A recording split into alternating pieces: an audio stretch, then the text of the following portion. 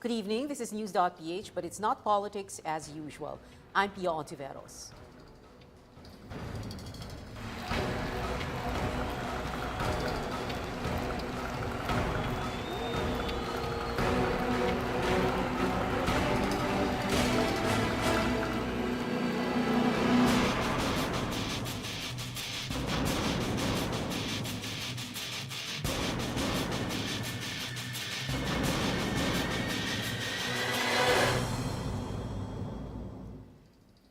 There were two big political stories yesterday. The Supreme Court declared some parts of the disbursement acceleration program unconstitutional, and President Aquino, after a few days, spoke up and admitted it was what he claimed was a drug conviction that convinced him to exclude NORA or NOR from the list of those who would be named national artists.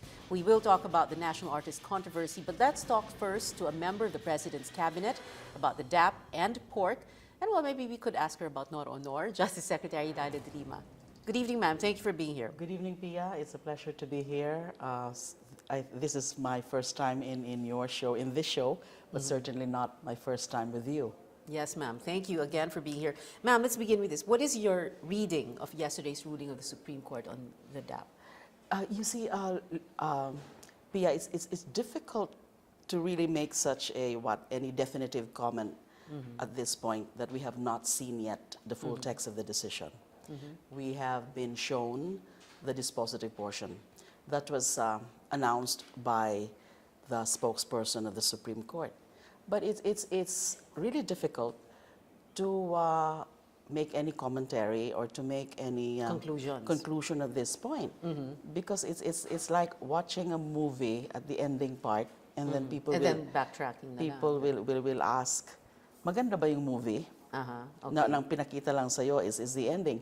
I'm also wondering, well, I guess the Supreme Court has a reason why they have to do that, why they have to make an advance announcement. And I think this is not the first time that they did it, if I'm not mistaken, when they issued also, or they issued or they announced the decision in the RH, law.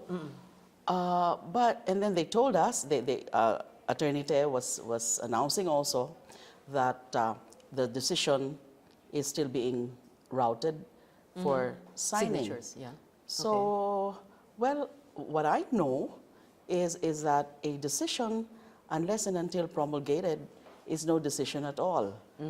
But there's been an announcement already. But as I said, the Supreme Court must have a reason why they authorized the spokesperson to announce already the results of the voting. Could it be because Tuesday is en banc session day, and they really did make a decision already earlier in that day, and then they were just going to make the announcement and then to follow in black and white? Oh, well, yes, they could have just announced that, yes, there have been voting already.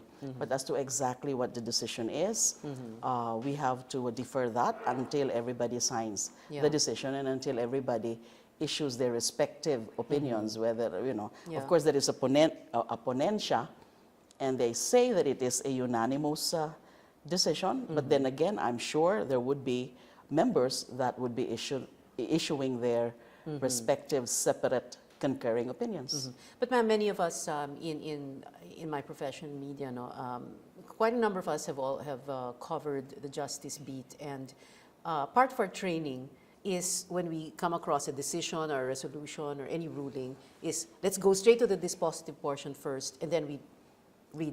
Then we read from the lawyers do that also. Most lawyers do that. When I was still practicing, that's what I do whenever I receive a copy of any decision, especially those that I'm looking forward to, I've been expecting. So I would look at the dispositive portion first, because you have to know kung nanalo ka o hindi, nanalo yung kliyente mo o hindi. And then that's it. Then you just go back to the full text. But then again, issues like this, these are major issues. We have to know at once the context by which, or the raison d'etre, why that's the ruling of the Supreme Court. And this is supposed to be a unanimous But do you think decision. it's going to change anything? Is there going to be anything that is so drastic that will change once the black and, Since they have announced it already, I don't think they can change that. Yeah, And Okay. then, so I'm not sure if that is a plus or a minus that you have to come out already. We have to make that announcement, and then, you know, so that nobody would change anymore Yeah. his or her vote. They can't take back their votes. Yes. Ma'am, interesting, you know, you say that you go straight to the dispositive portion because you want to see kung nanalo ba kliyente nyo or... So dito, sa sitwasyong ito, nanalo ba ang administrasyon o talo? Well, okay, ang malaking, well, I think most have noticed it, although the banner stories of practically all the major dailies ang sinasabi, DAP declared unconstitutional. That's not what the dispositive portion is saying. Some the parts, DAP, yeah. The DAP as a program is not being declared as unconstitutional. In other words, they're not condemning DAP as a program, but only certain acts or practices made in pursuance thereto. Now, but then again, in enumerating those acts and practices that they have declared unconstitutional, they enumerated 4, Yes. actually. Then it's so important for us to know why these are being declared as unconstitutional. And are there factual premises for this? Why am I saying this? Because the number 3, let me just check that's why I have to bring this. The number 3, the third act or practice that is being declared as unconstitutional, allegedly in violation of the of Section 25, Paragraph 5 of Article 6 of the 1987 Constitution, is number 3. These are the expenditures without appropriation cover. The funding of projects, activities, and programs that were not covered by any appropriation in the General Appropriations Act. Now, I was asking Secretary Butch about this, and he was saying that as far as he knows and as far as the documents that they have submitted to the Supreme Court, there are no such projects, activities, and programs without appropriation cover. So those projects that were being augmented, or the appropriations therefore being augmented, are existing projects and with appropriation cover. Okay. So why is it among those now being declared as unconstitutional? What's the factual premise for this? Yeah. Did they find, or did they, because of course the DBM would know what they submitted through the Office of the Solicitor. So ma'am, wait, is that your Solicitor answer to the General. question kung panalo o talo ang administrasyon dito? The answer to that question? Well, at first glance, well, of course, they're saying Talo. talo talaga because dineclare nga as unconstitutional. Yes. The ideal ruling for the government is that the Supreme Court would have upheld the constitutional power of the president to augment appropriations through savings. Okay. But inano yun, sinasabi na hindi lahat pwede. Okay. Because, you know, these 4 items, these 4 acts and practices, they say, are unconstitutional. Ma'am, of course, the way you argue shows that you do not agree with the decision or the ruling of the Supreme Court. Is that correct? You don't agree that it is unconstitutional? The DAP certainly, as a program, is not unconstitutional. Now, for the first time, they are saying that there are acts and practices we cannot declare as constitutional. So do you agree with the Supreme Court? Well, as a matter of principle or a proposition, as a legal proposition, as an interpretation of the Constitution, for example, the cross-border transfers. Yeah, meaning from one department to another, or one agency to another. From executive to another branch of to the legislative. Yung That's pagbibigay ng pagbibigay. DAP sa senador. Yes, really strict interpretation of the Constitution would not prescribe allow that. cross-border transfers. Okay. But I suppose the executive had duly explained that in their presentation before the Supreme Court through the Office of the Solicitor Okay. So you agree General. that it is, you agree with the Supreme Court ruling? On letter B. On letter B. On letter B. But it has to be with a context. And because I know that there are quarters now who are now saying that dapat may mga managot dito. Yes. And in fact, Some people should be prosecuted for this. An extreme voice would say na pwede itong ground for impeachment. But certainly I don't see any such ground because you talk about culpable violation of the Constitution. I don't think there's really such culpable. You know, Culpable violation of the Constitution is not equal to doing something that is declared unconstitutional. Correct, definitely. No, not at all. Culpable. That's why there's this qualifying word, culpable. Culpable says, or culpable means you do it knowingly, willfully. So you're saying quite if it, aware so that if it's supposed to be illegal. It's supposed to be not allowed. It's supposed to be not in conformity with the Constitution. If the administration will argue na, we did this in good faith. Yes. That's not culpable violation of the That's Constitution. not at all culpable violation. So I don't see any ground for impeachment. Now, the filing of cases, I cannot say that now because it really depends on how the Supreme Court have discussed that. But if we go by the dispositive portion, there's nothing here. Because if the Supreme Court thinks that there would be basis for the filing of appropriate charges simply because there are certain acts and practices undertaken under the umbrella of the DAP which are unconstitutional. Now there should be, you know, they should lead to prosecution. Then I suppose there must be something here in the dispositive portion. Remember that in the PDAF, just to compare it with the PDAF decision. In the PDAF decision, the Supreme Court also declared PDAF as unconstitutional. But part of the dispositive portion was directing all investigative bodies of government to investigate and prosecute Are you saying the cases of misuse of PDAF. Because it is not in the dispositive portion of this ruling on DAP, you will not prosecute. It will be. I'm not saying that I will not prosecute. It really depends on the discussion and whether there is a pronouncement or declaration that certain people or certain officials had willingly or willfully and consciously violated the Constitution, or if there is a declaration that there was bad faith or no good faith. But the presumption is always in favor of good faith. And I think and I expect that there would be some discussion on that, the presumption of good faith in the full text. Should anyone be held liable for this or not? Because you're saying that we are presuming that there was good faith. The presumption is in favor of good faith. And when an act is done in good faith, it does not give rise to liability. Even if the Supreme Court says it is unconstitutional. Because bad faith has to be proven. Just because there is declaration of unconstitutionality does not mean that there is a finding of bad faith or there is a finding of malpractice or misuse of the DAP. All right, ma'am, we'll go to break first. We have to take a short break. News.PH will be right back. Stay with us.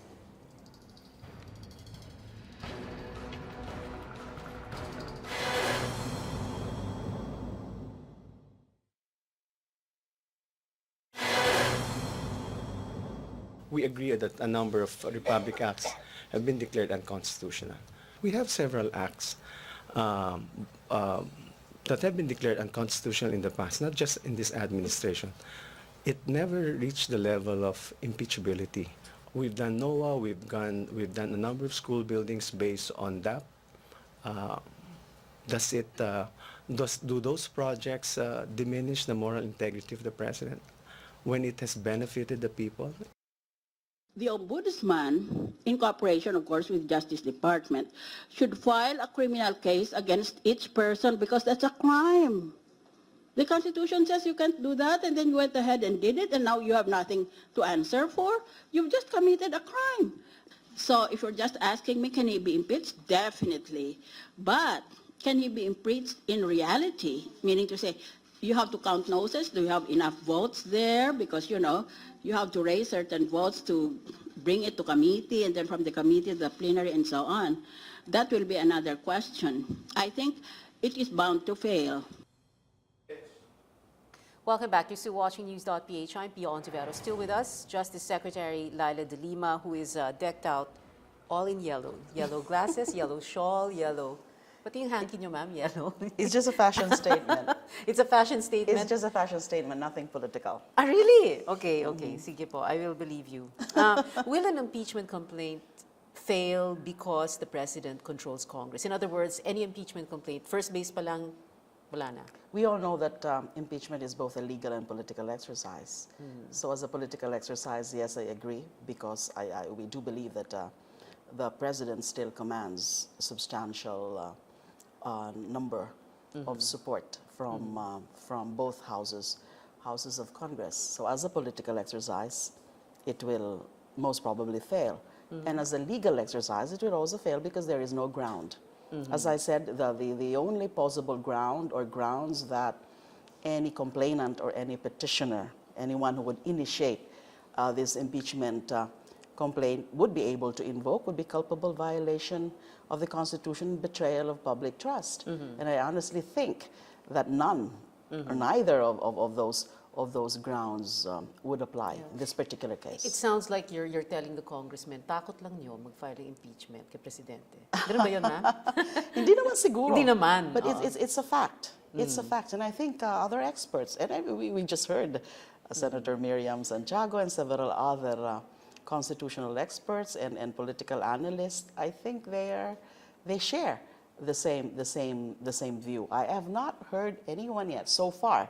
I don't know if I've heard everyone who already made certain comments since yesterday. I've not heard anyone saying that an impeachment complaint would prosper So you're saying under at the least, premises. So you're saying at least the administration can rest easy that no impeachment complaint will Yes, because succeed. in the first place, I can tell you, Pia, that the administration was in good faith. DAP was a good program. It was a mechanism. It was a mechanism. Did they consult you when they were putting this program together? There was po ba ito sa inyo? with the DOJ, no. No. But did they ask you informally, you know, somebody called you up from the palace, Secretary de Lima, can you check out this? I don't remember any such a consultation, whether formal or informal. But of course, in the course of the discussions in certain cabinet meetings, there was some discussion. The DBM would point to such a program, which is really a package for certain reform interventions in order to accelerate public spending. They started in 2011, Right. because we saw a problem there about maraming agencies are unable to really obligate or are really unable to spend for the allotted budget within their respective departments for certain reasons. Well, ma'am, during any of those discussions in cabinet meetings or other meetings outside of that, did you at any time voice any apprehensions, or you felt that everything was walang problema, lock, stock, and barrel? Yes, it was something that I felt that was really not novel at all, because I know that there is a constitutional authority on the part that the president has the constitutional authority to augment appropriations through the use of savings. It's both a constitutional and statutory authority. Even to transfer from one department to another, from the executive to the legislative, pwede po yun, as far as you know? I must admit that it did not occur to me that there were cross-border transfers. I wasn't You weren't sure. aware of that at the time that Yes. some senators were, most of the senators were being given DAP funds. Under DAP. Under Yes, DAP. I No. just thought all the while that it's PDAF, because that's the common supposed source. Okay. Would be PDAF, but Yeah. as a DAP. So you knew after after the impeachment trial, you knew that there were funds being given to the senators, and you thought it was just PDAF. Yes. But later it was it was disclosed that the GBM that these are part of the DAP. We knew the concept of the DAP because almost all of the agencies, I think, within the executive department had been had utilized or had been benefited from the DAP. It just varies from the amounts. Okay. Liling Briones had asked a question today. She said, paano ito nakapasa sa legal team ng presidente? If you were on the president's legal team and you had the opportunity to go through this with a fine-tooth comb, would you have approved of DAP? Well, on hindsight, now, given this ruling of the Supreme Court. As a general rule, by and large, Yes. as the concept it was presented, which is to really accelerate public spending and therefore is a stimulus for economic growth. And it did prove itself to be that, given the numbers and the credit ratings, the upgrade in the credit ratings and the competitive, the global competitive index. These are actually offshoots of this scheme, of this policy of disbursement acceleration. So you would not have raised any flags. You wouldn't have said, teka muna, may problema tayo dito. From within the executive department and the power of the president to really augment, to identify and augment that certain appropriations or certain items in the appropriations of whatever agency in the executive department need augmentation from the savings from other departments. This is clear. Yeah. That's the whole point of the presidential power to augment. Now, I would have taken a second hard look if I had known that there would be some cross-border transfers. But you see, Pia, and I think the Supreme Court is aware of this. I'm not very sure whether this was specifically tackled in the course of the deliberations or this was presented in any of the pleadings submitted by the OSG, that even previous administrations, previous presidencies also undertook those so-called cross-border transfers.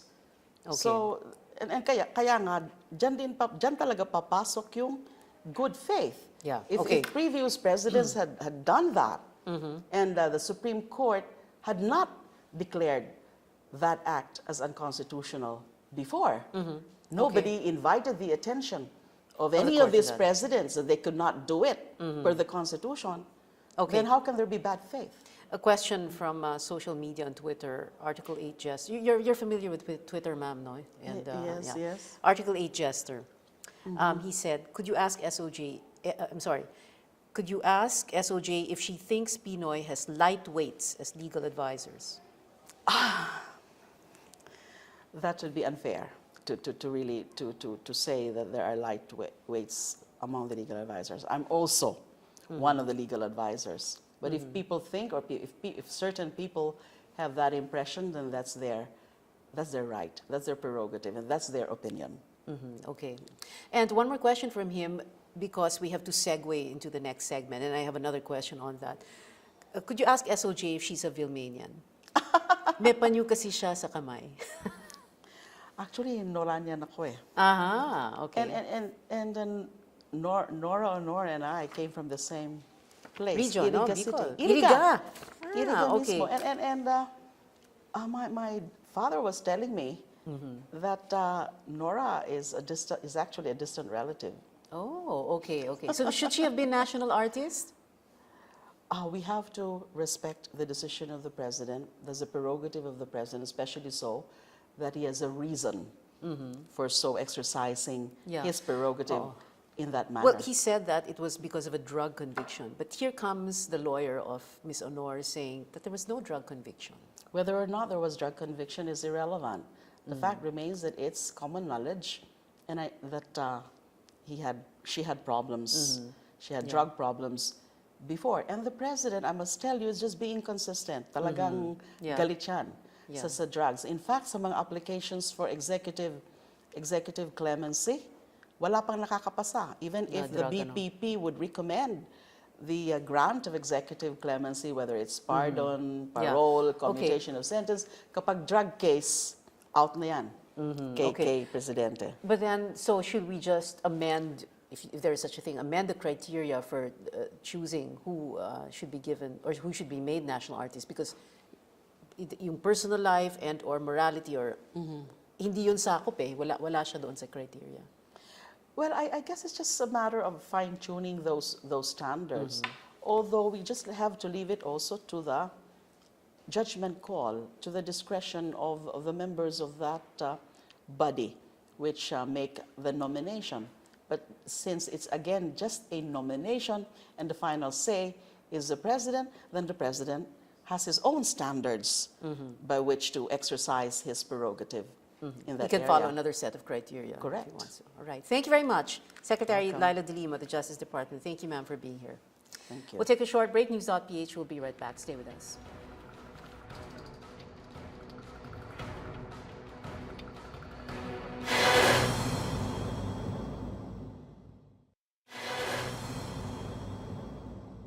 Now, nung humarap sa akin itong mga nominations, isa lang naman tanong, ano ba yung titulo? National Artist. No?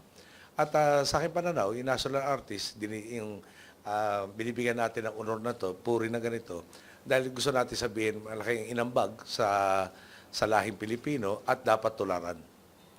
Kaya naging problema ko lang doon, alam naman natin lahat, na tinagalan ko, let's say, si Binibino Honor, na-convict po siya sa drugs. Okay. Na-convict at naparusahan. At ang tanong ngayon dito, pag ginawa ba natin national artist, may mensahe ba akong maliwanag na sinasabi sa bayanan? Welcome back. You're still watching News.PH. I'm Pio Ontiveros. Joining us tonight, Ross Capili, artist and founder of Arts Philippines, a social network for visual artists and former National Commission for Culture and the Arts. Council member Pandy Aviado, printmaker, former head of the Cultural Center of the Philippines, and former National Commission for Culture and the Arts. Am I reading this correct?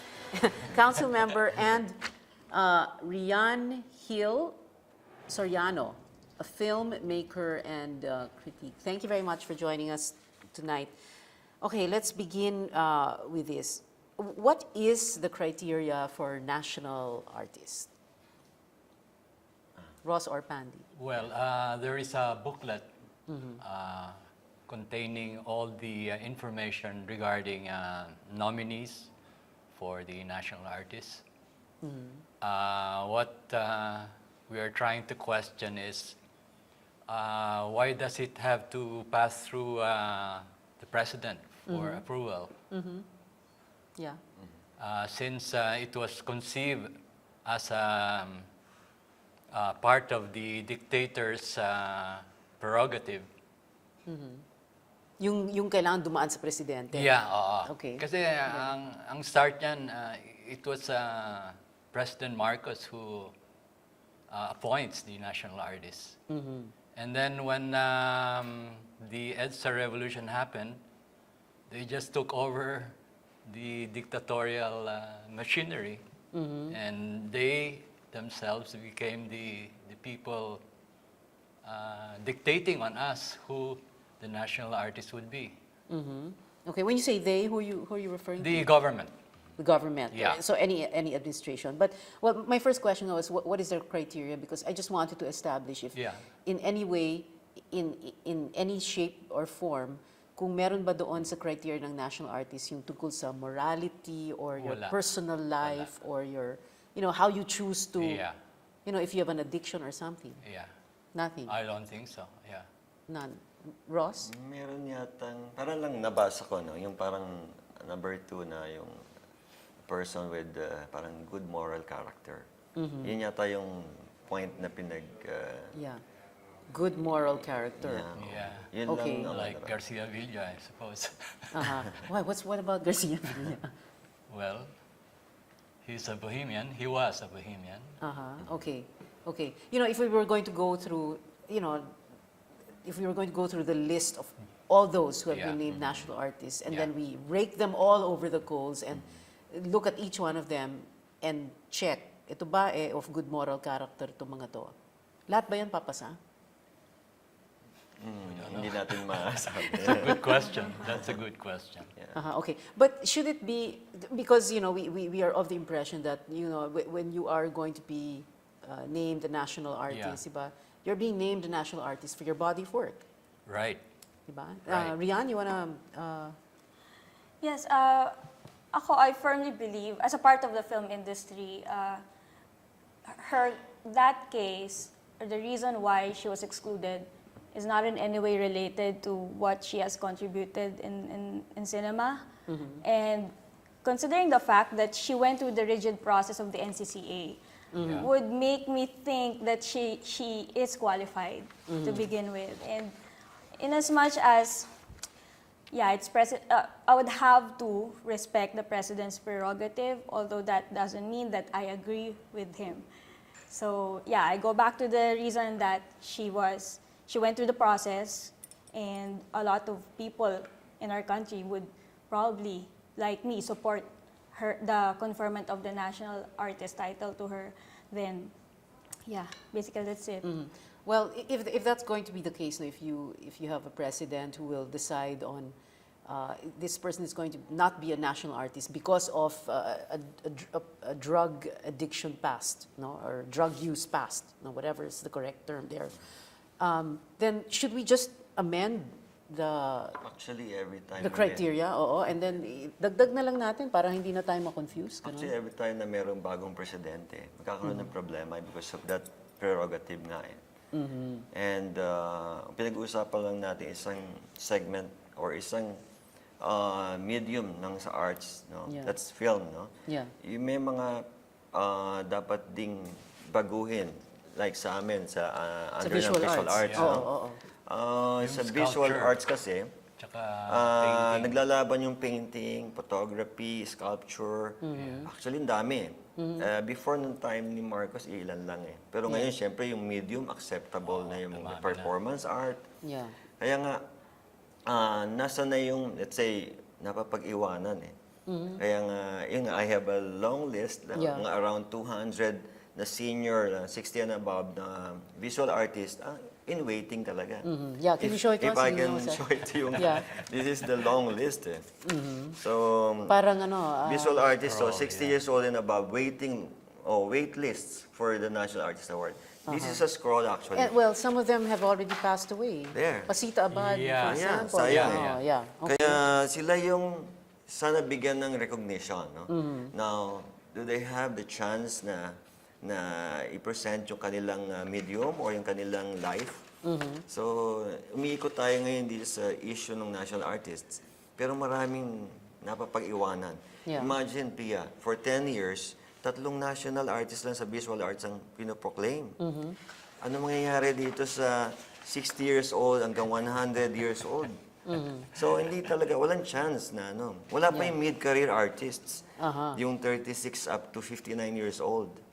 So, yun ang na dapat, Kasi kasama kayo doon, sa mid-career artist, yung 39 to 50. Ako yun. Pero si Pandy kasama siya sa 60 and above. So may senior citizens card. I'm 55, kaya mga ilang years pa lang. Pero we are after this baguhin yung proseso, na i-present naman at look dun sa isang angulo na yung visual artists, napakadami. Naglalaban ng painter and sculptors and photographers. And most of the time, I think, painter yung napaproclaim na national artist. Okay. So, siguro, in 10 years... So, this is like a blessing in disguise, na napag-uusapan ng national artist, NORA on NORA controversy. The spotlight is now... So you're just, in a way, taking advantage of this public discussion. Kung pwede, kung pwedeng i-raise sa president, magkaroon ng petition na, ba't hindi natin ito baguhin o dagdagan or ayusin? But I thought you're also questioning the prerogative of the president. Yes. Na kailangan dumaan sa presidente ang... in fact, I would like to appeal to Pinoy to spare us from, in his sona, he usually says, kayo ang aming mga boss. Kayong boss ko. Kayong boss ko. Ngayon, please spare us to say that we are your boss because in this decision, wherein he excluded NORA, he shows that he is the boss, hindi kami ang boss. Okay. You do all three, well, you've already said no, na she should have been declared national artist. Yeah. The two of you are saying that NORA or NORA should have been named national artist. Nasa fine line yung Meron kasing fine line na masasabi na. Okay. The art community says, okay, pwede siyang maging national artist. Pero siyempre, nandun pa rin yung prerogative ng president eh. Kaya nasa fine line eh. Yeah. No, but So- but what I'm saying is kayo nga sa art community, what are you saying na pwede siyang mag-national artist kahit na meron siyang drug use in her past? Yeah, as respeto sa kapwa-artist, okay naman siyang i-declare. Yun lang. Even if under siya ng film, the same way din, kapag sa kapwa namin visual artist, ganun din yung mangyari. Let's say, nagkaroon siya ng problem, hindi maganda yung habit niya. Pero ang dapat din talaga tignan, yung kanyang merits, yung kanyang artistic merits, rather than yung kanyang yung life. Yeah. Are we saying na merong national... Di ba merong mga national artists An na... example is the knighthood of Elton John. Elton John has publicly stated that he has taken drugs and everything, and yet he was knighted by Queen by the Elizabeth Queen. II. Yeah. The Beatles. Yeah. Okay. But what about... Let's come Yun na nga. back to the Philippines, no? Okay, okay. Sa roster ng But, national artists yeah. natin, meron bang nag-drug use dito? I don't know. Maybe they should take a drug test, to... You're seriously suggesting No, a I'm not- drug test for yeah, nominees I'm for not. national art? No. No, no. Yan Yeah. kasi, si Nora kasi, television eh. Kaya, And the movies? talagang open book, talagang yung limelight, di ba, nandyan. Unlike yung visual artists, medyo, Tago? hindi nakikita yung hindi naman siya ganun ka, nandun siya palagi sa movie or sa television. Okay, we'll have to take a very quick break. We'll be right back. Stay with us.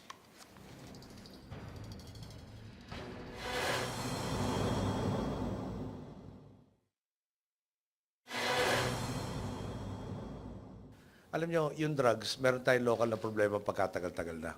Sinamahan pa ng, nakakita naman nyo yung mga reports na may West African syndicates. Merong, Mexican syndicates na pumapasok na sa Pilipinas at nagkakalat ng bawal na droga. Yung, ayoko magkaroon ng mensahe na kung minsan pwede yung illegal na droga or acceptable. Yung dapat yung mensahe, it is always bad and illegal drugs do nobody any good. And I cannot emphasize that message enough. No, and at the same time, parang raise Miss Nora Honor to be a national, I repeat, the national artist. You said the president can exclude but not add. He has the discretion to make a choice now, and he need not justify why he made those decisions. However, can the president add to the criteria and say na meron kasing isang factor dito, halimbawa itong quote-unquote morality issue? There is no precedent for a president adding to a criteria if ever this is going to be the first time. So if such is indeed the case here, although we disagree that the criteria had been added, because as we said, the president's discretion to exclude does not require an explanation, and therefore whatever explanation he posits is valid as far as we're concerned with compliance to the law. So if indeed this can be interpreted as an addition to the criteria, we at NCCA don't really see it that way. The criteria is clear, it's in black and white. Okay. One last question, Attorney Angeles. Let's reimagine things, no? What if the criteria included questions on morality, like addiction, for example, or drugs, alcohol, etc., even promiscuity or whatever, no? On the personal side, what would have happened? Well, on the part of the NCC and CCP, we are not qualified to make those kinds of evaluations or value judgments on their personal lives because the criteria on our part is clear. Even if there was a morality clause, this would be within the limits of the power of the Malacanang Honors Committee to determine, because their jobs are to determine whether or not compliance to the rules have been made and if the candidate is in good standing. So that this lies squarely within the Malacanang Honors Committee to determine. Welcome back. You're still watching News.PH. I'm Pio Ontiveros. Still with us, Ross Capili, Pandy Aviado, and RIANNE SORIANO. And joining us by telephone now, Bienvenido Lumbera, National Artist for Literature. Good evening, sir. Thank you very much for joining us by phone. Mr. Lumbera? Yes. Hi, sir. Hello. Good evening. Pakilakas ang boses, ha? Yes, sir. Okay po. Good evening, sir. Can you tell us, should Nora Honor be declared a national artist? Yes. She was chosen by the committee appointed to do the same, to exactly that, make him a national artist. But the president removed her name because he said that yung drug use past niya should work against her being a national artist. His decision is based on wrong information because the lawyer of Nora AUNOR in the States had denied that there was any conviction at all. What if the president had said now, whether or not there is a conviction, the fact that she used drugs works against her? Do you agree, sir, that the personal life of the artist should be included in the criteria? That criterion will open the way for the entry of mediocre artists just because these artists are good citizens and have led moral lives. But that's not how artists should be judged. They should be judged by the achievements that they have accumulated over the years that they have been artists. But we have a situation, Mr. Lumbera, where, of course, the president can exclude someone from the list, but not include or add anyone. Are you saying that the art community would like this to change? The committee that decided on Nora AUNOR consisted of people from NCCA and CCP. Both are offices under the president's office. Therefore, he should have respected the choice that's made by the committee for in NCCA and CCP. Mr. Lumbera, in good standing, isa sa kasama no, sa criteria. When you say in good standing, ano pong ibig sabihin nun? What does it really mean? I don't know. I don't know what they mean by good standing. Precisely, that's what I fear. That the addition of that criteria about morality and good citizenship opens the way for mediocre artists to be proclaimed national artists. My one last question, Mr. Lumbera. If we were to go through the list of all the national artists of the Philippines, at kunwari merong criteria ng morality or addiction or anything else, no? Meron po bang hindi papasa? Palagay ko, makatalagang sinuri ang listahan ng mga national artists. Makikita na ang mga artista lead many lives. And in these many lives, they're bound one way or the other to violate certain moral norms or citizenship norms. Mr. Lumbera, I'm sorry. Could you turn down the volume of your television monitor so that wala pong feedback? Nagfi-feedback po kasi. So we missed the first two sentences of your answer. And then can you repeat that, please, sir? Okay, I'm going to turn down the volume. Sige po. Can you repeat your answer, sir? My question was if we had gone through the list of national artists, so meaning since 1972, meron po bang hindi papasa kung ang pag-uusapan ay morality, addiction, etc.? Yes, definitely I think so. Once an investigation into the private lives of the artists, then some artists are not going to pass the norm that the president has just invented. Okay. My one last question na po talaga, Mr. Lumbera. Do you want to see a change in the participation of the president, the chief executive, in the choice of national artists? Yes, definitely. I think one suggestion has been that the president's office should have a representative in the committee that finally decides the list to be submitted to Malacanang. All right. Another possibility is for the president to remember that the NCCA and CCP are offices under the president's office. And therefore, he should respect the opinions of people in these very committees that are part of this office. Dahil hindi po naman the Award for National Artists, are you saying na hindi naman po ito for sainthood or anything? Hindi naman po kayo mga santo, no? Hindi po ba? Oh, exactly. Okay, well, yeah, I just got that from Jojo Malig. Thank you for that tweet. Okay, maraming salamat po, Mr. Bienvenido Lumbera. Salamat din.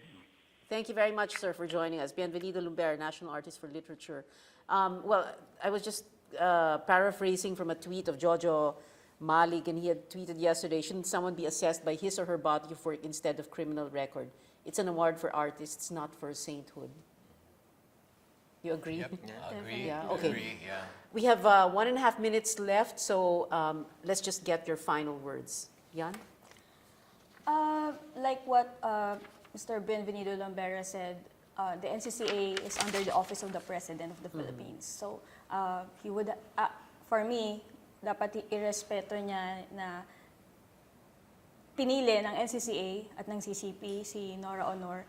And therefore, ayun, parang ang sa akin lang, parang sayang lang yung rigid process of selection na in a whim you can just remove it like that. But you know, kanina I asked Secretary LILA de Lima, and she said, you know, the president feels very, very strongly about drugs.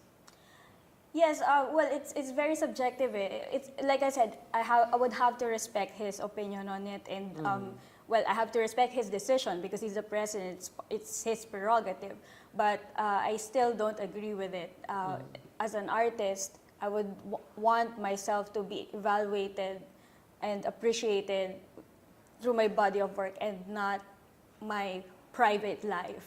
So, But you are in good standing, di ba? well, I believe I mean, you're so. a good citizen. I believe so. I'm not convicted of anything. Okay, so. mabait at mabuti kang tao. Wala ka namang, may kaso bang nakahain lang sa'yo? Wala naman. Wala naman. So, okay. Before we talk about your personal lives, let's get your final words. Fandy Aviado?